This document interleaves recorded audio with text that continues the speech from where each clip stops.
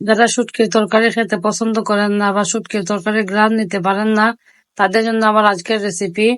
যারা এই তরকারিটা একবার খাবে তারা এর ফ্যান হয়ে যাবে। এই তরকারিটা মাছ মাংসের স্বাদকেও হার মানাবে। আসসালামু আলাইকুম everyone, welcome back to my channel. আমার আজকের আরেকটা নতুন রেসিপিতে আপনাদের সকলকে স্বাগত। আজকে আমি তৈরি করব টাকি মাছের শুটকি ভুনা। প্রথমে আমি একটি বাটিতে নিয়ে নিলাম 1 কাপ পরিমাণ শুটকি। এখন আমি এই শুটকিটাকে 3 বার পানি দিয়ে ভালো করে কষিয়ে দিয়ে নিয়েছি। শুটকিটা যখন ভালো করে ধোয়া হয়ে যাবে তখন আমি কুসুম গরম পানি দিয়ে শুটকিটাকে আধা ঘন্টার জন্য ভিজিয়ে রাখবো।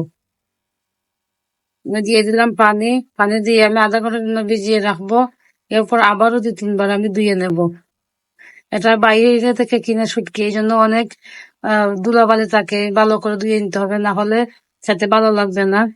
এখন আমি একটা কড়াই বসিয়ে দিয়ে দিলাম পরিমাণ মতো তেল। তেলটা দেওয়ার পরে দিয়ে দিলাম 1 চামচ পরিমাণ রসুন কুচানো।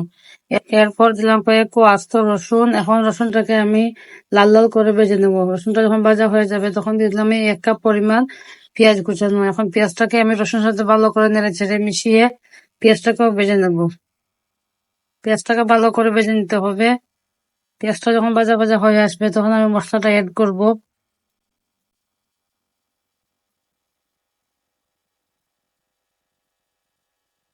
দেখেন আমার পেঁয়াজের কালারটা চেঞ্জ হয়ে আসছে। এখন দিয়ে দিলাম এক চামচ পরিমাণ মরিচের গুঁড়া, দিলাম 1/2 চামচ পরিমাণ হলুদের গুঁড়া, 1/2 চামচ পরিমাণ ধনিয়ার গুঁড়া এবং সবশেষে দিয়ে দিলাম পরিমাণ মতো লবণ এবং দিয়ে দিলাম 10-12টা কাঁচামরিচ কুচানো।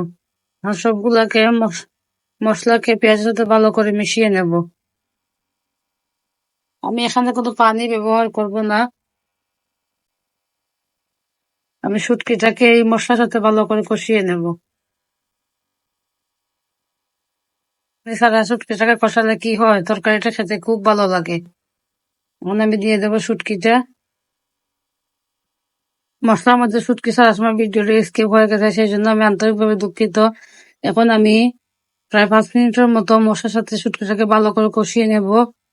ভালো করে যখন কষানো হয়ে যাবে তখন আমি পানি অ্যাড করব। শুটকিটা কষানো হয়ে গেছে, তেলটা বেশি উপরে উঠে গেছে। এখন আমি দিয়ে দিলাম পরিমাণ মতো পানি। আমি শুটকিটাকে একেবারেই শুকিয়ে নেব না, আমি মাখা মাখা করে রাখবো।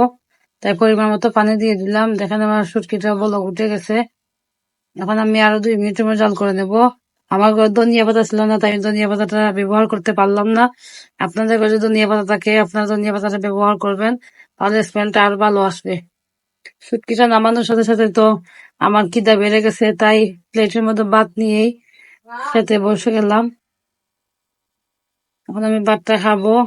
এরকম একটা রেসিপি থাকলে মাছ মাংসের দরকার হয় না।